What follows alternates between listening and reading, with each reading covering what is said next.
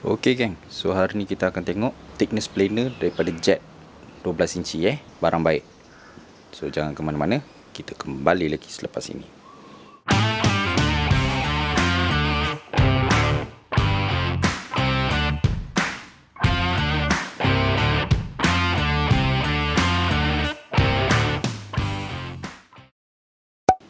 Hai, Assalamualaikum, selamat datang ke channel saya. So hari ni kita akan tengok planer daripada jet. So ini adalah benchtop thickness planer bersaiz 12 inci So sekaki punya planer So kita boleh planekan satu kaki punya material. Planer ni kalau dalam bahasa Melayu dia mengetam lah.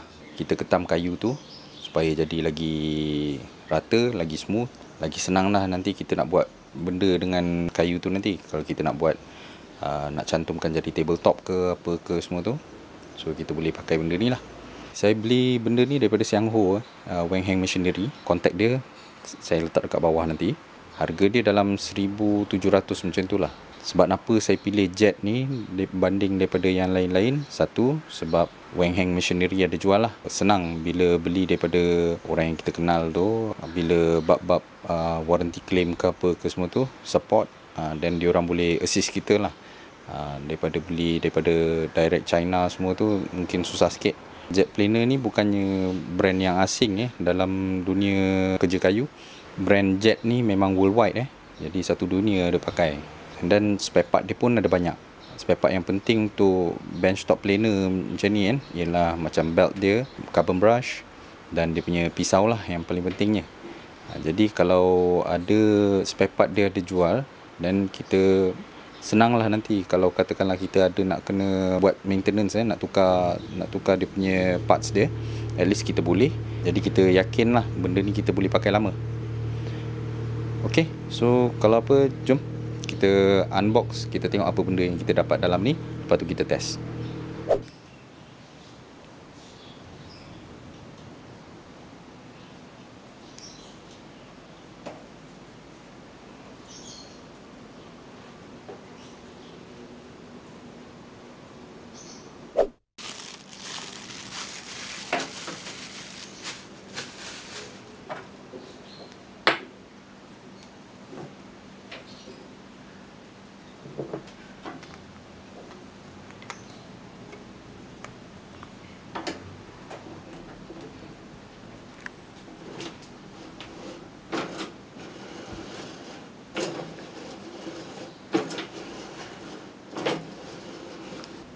Yang ni untuk kaki dia So dia ada bagi kaki getah. Kalau tak nak letak kaki getah pun boleh. Setiap sudut ni dia ada screw hole jadi kita boleh boltkan terus dekat meja lah. So ni kita pasang kaki getah dia.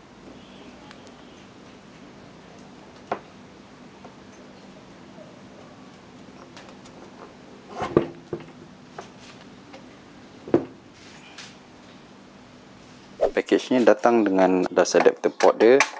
Lepas tu spare-spare lain lah. So dia ada bagi dah dengan dia punya blade spare dia. Untuk blade dia, ni size dia 319 x 18.2 x 3.2 HSS 18. Jadi ini yang dia tulis dekat atas blade dia. So dia ada bagi satu set blade spare. Satu set lagi dah memang pasang kat dalam mesin dah. Lepas tu dia bagi dia punya untuk setter dia punya ni lah, blade dia. So ini untuk menyenangkan pemasangan blade tu nanti, untuk alignkan blade tu dekat dia punya dalam tu. Tu dia bagi ada line-line spare lah. So inilah yang ada dalam package dia. Ok, so dia punya material dia buat daripada semuanya besi So bahagian atas ni besi, bahagian tepi plate yang cover tepi besi, semua benda besi kecuali yang tengah ni. Yang tengah ni apa, dia punya motor cover ni adalah plastik Tapi plastik dia pun bukannya plastik murahan lah. Terasa lah macam plastik ABS, tebal sikit lah macam tu. So logo dia semuanya daripada plastik. So bahagian ni je yang plastik Yang lain semuanya besi. Dia punya table dia, dia punya mekanisme dia, dia punya ni, dan dia punya tepi-tepi dia, atas, roller, semuanya besi So So memang berat lah, berat padu lah benda ni. Dia dalam 30 kilo lebih untuk dia punya planer ni. So memang tegap lah. Okey, untuk spesifikasi mesin ni ini benchtop planer. So mesin ketam duduk. Dia punya bed size dia untuk kelebaran untuk kelebaran di dalam boleh masuk kayu selebar 318 mm ataupun 12,5 inci lah. And then ketebalan dia yang dia boleh masuk dalam ni ialah 153 mm ataupun 6 inci yang dia boleh masuk kat dalam bed ni. So power dia 1800 watt, dah cukup kuat dah untuk bench planer size macam ni. Dia punya feed rate dia ialah 7 meter per minit. Jadi dia punya roller dia akan pusing untuk masukkan kayu tu 7 meter per minit. Dia punya cutter block dia tu spin dalam 9000 rpm. Dan max chip removal dia dalam 2.5 mm. So dalam 2.5 mm sekali pass tapi kalau nak lagi halus, kita ambil sikit-sikit lagi lah, 1 mm ke ataupun lagi kurang daripada tu. So untuk unit dia sendiri, dia ada on off button dekat sini, button biasa je. And then dia ada circuit breaker maknanya dia ada, kalau katakanlah overload ke apa, dia akan trip, dan kita akan reset daripada sini lah, resetkan circuit breaker dia. Kemudian kita ada dia punya tempat carbon brush dia, dua-dua belah. Kemudian dia ada tempat untuk letak dia punya kabel pusingkan kabel kat sini, dekat bed dia.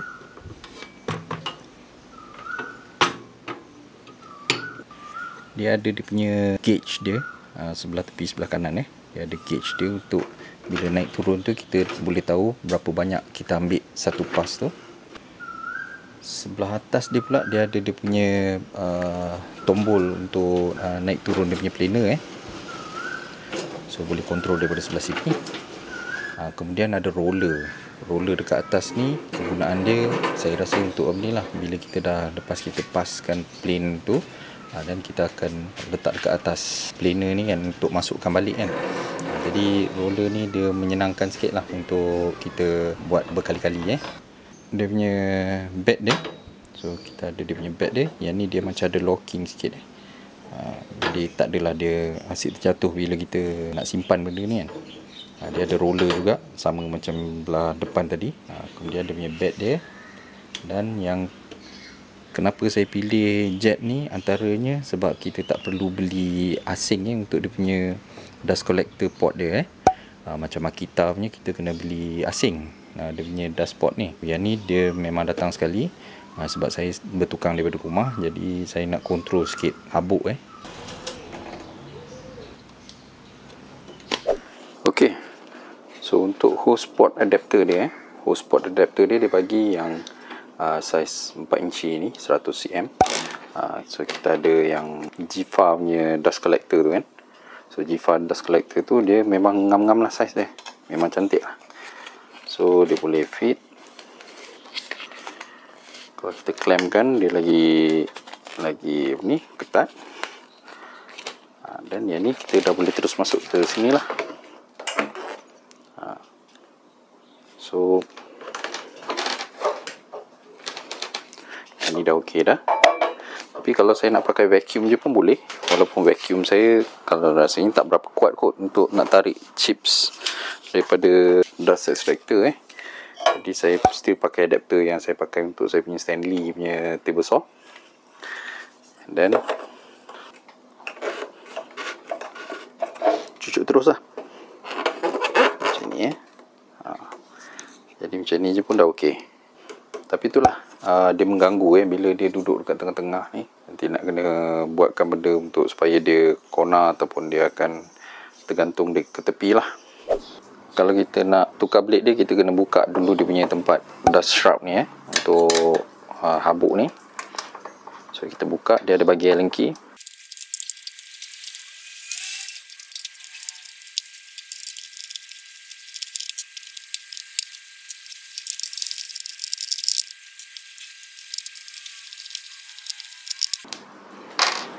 Okay, so bila dah buka 4 skru tu kita boleh tarik benda ni.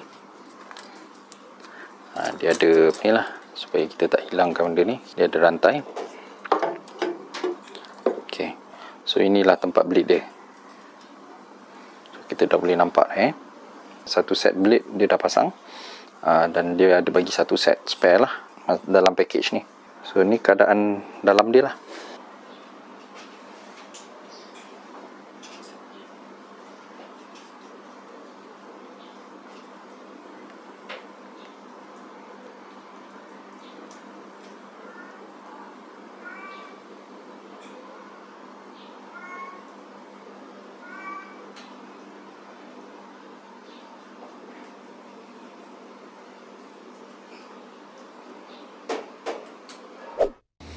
Kita akan buka lah tepi sebelah sini untuk tengok apa benda dalam ni.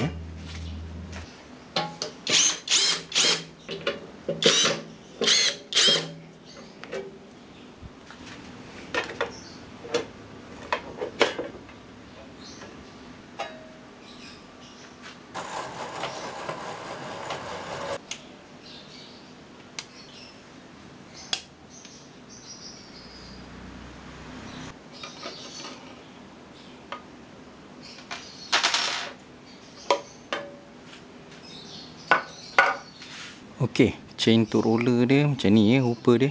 So dia ada ni, ada sedikit longgar lah dia punya chain roller ni. So dia menggunakan sistem 2 chain daripada motor ke gear dia dekat sini.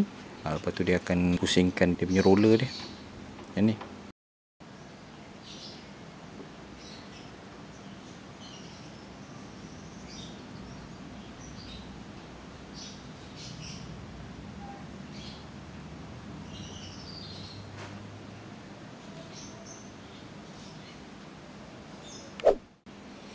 Okey, saya dah buka yang sebelah kanannya.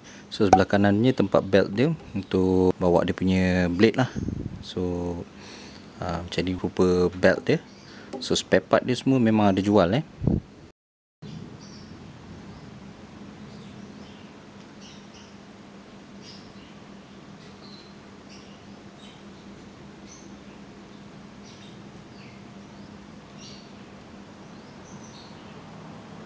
Untuk bed dia kita kena pastikan dia rata daripada sebelah sini sampai ke sebelah sana, rata dengan dia punya bed kat belah bawah ni supaya dia tak melengkung nanti bila dia tarik.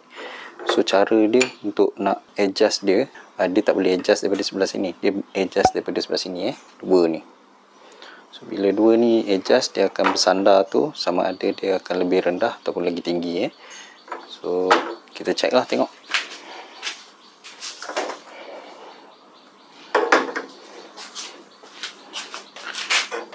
Okey, untuk ni roller dia ni memang jauh lebih tinggi lah kalau tengok dekat tu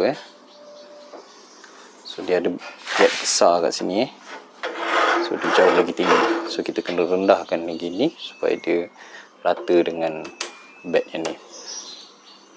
Nak adjust dia punya bed ni bukan perkara yang senang Dia letak dia punya bolt untuk penahan bed tu setiap sudut, tapi dalam posisi horizontal jadi bukannya vertikal. Setiap kali kita kena angkat bed dia tu untuk adjust dia punya skru dia pula ada satu lagi nut untuk locking Bila kita adjust dia punya bolt tu, kita kena angkat dulu dan kita kena turunkan balik, angkat dan turun, angkat dan turun. Jadi benda tu kena buat berkali-kali lah. Kita pakai spanner ataupun soket dia tak muat nak masuk kat situ untuk adjust Jadi ni benda ni memang tak berapa best lah bila buat macam ni. Kita susah nak adjust dia punya bed dia. Sepatutnya bila kita dah adjust sekali dan kita dah lockkan dia, kita tak payah nak adjust lagi lah.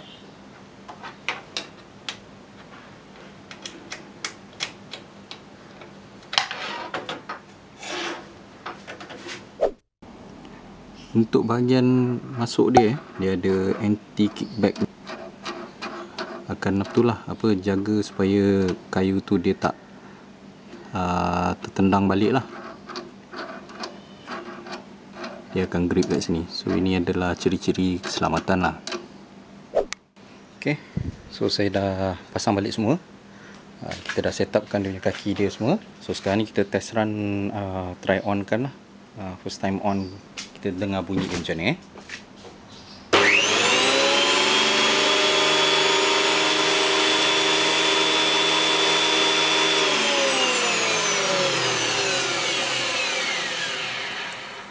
Okey, nampak gayanya okey. Okey, untuk test ni kita akan test pakai kayu pine. So kayu pallet ni dia dah ketam sebelum ni. Tak berapa bersih dia ketam. Kasar So kita akan try ketam kayu ni. Sambil tu kita tengoklah berapa dB daripada dalam ni . Saya takkan pakai vacuum sebab kita nak sukat dia punya sound dia.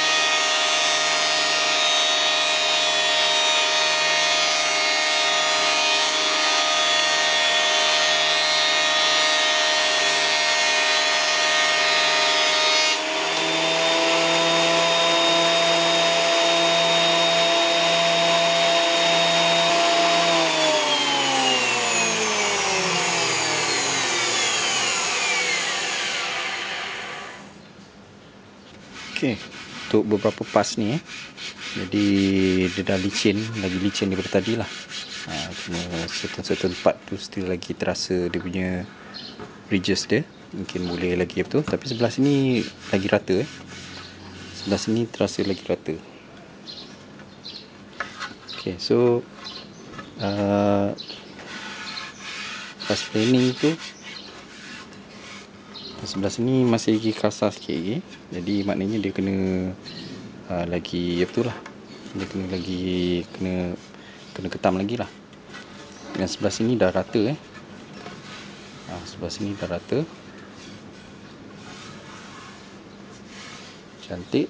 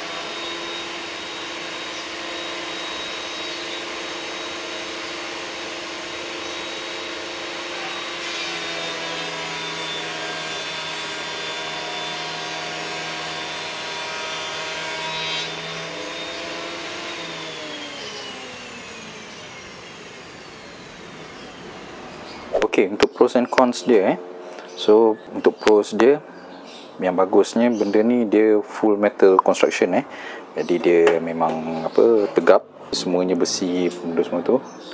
Handle dia je plastik dengan dia punya motor cover. Motor dia pun kuat juga 1800 watt. And then dia punya carbon brush pun senang nak tukar. Port dia ada easy accessible lah. Lepas tu dia punya roller feet dia, pada saya rasa smooth lah. Cumanya bila baru ni dia agaknya spring untuk roller feet dia tu keras lagi. Jadi bila kita masukkan tu, dia susah sikit lah nak grip kayu tu masa mula-mula. Tapi lepas tu bila dia dah masuk dalam tu, dia tak ada kendala And then kita beli benda ni, dia terus ada dust pot. Itu yang saya suka lah. Untuk dia punya cons dia yang saya tak suka pasal benda ni, ada banyak jugalah benda yang saya tak berapa suka. So satu, dia punya handle dia tak boleh lipat untuk handle naik turun dia. Maknanya kalau kita nak simpan benda ni, kita nak angkat ke tempat lain ke apa, kita kena hati-hatilah, takut handle ni terlanggar apa-apa ke kan. And then dia punya bed adjustment dia sangat susah untuk nak adjustkan dia punya bed dia, sebabkan dia punya position bolt tu ada dekat betul-betul tersorok Jadi kita tak boleh pakai spanner, benda pun kita kena adjust sikit-sikit. Dan lepas tu kita kena lockkan balik nut yang dekat belakang, yang belah belakang tu, supaya bolt tu tak berubah tempat. Lepas tu kalau kita tak pakai vacuum dengan dust pot tu, nanti dia akan sumbat. Jadi bila dia tersumbat tu kan, dia punya chips tu dia akan muntahkan balik dekat tempat kita masukkan kayu tu. Jadi dia jadi lagi bersepah lah. Jadi benda ni mesti kena pakai dengan sama ada vacuum ataupun dust collector lah. Kadang-kadang pun vacuum saya tengok tak berapa cukup power untuk sedut yang daripada dalam dust shroud tu. Sebab apa, bendanya pun design dia tak berapa bagus. Dia akan prone untuk habuk tu semua melekat kat dalam. Dia memerlukan vacuum yang kuat untuk tarik benda tu keluar. Untuk blade dia pula, blade dia hanya single sided sahaja. Jadi walaupun kita ada yang spare, sekarang ni banyak dah yang jual planer yang dia punya blade dia double sided. Walaupun benda tu pakai buang, tapi bila double sided tu, at least bila dah satu side tu dah kena paku ke apa ke, mata dah sumbing, kita boleh terbalikkan dan pakai lagi blade yang sama, cumanya side yang lain.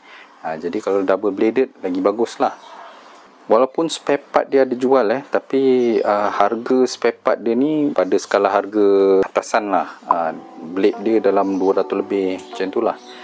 Jadi harga pun nak dekat sama macam Makita original punya.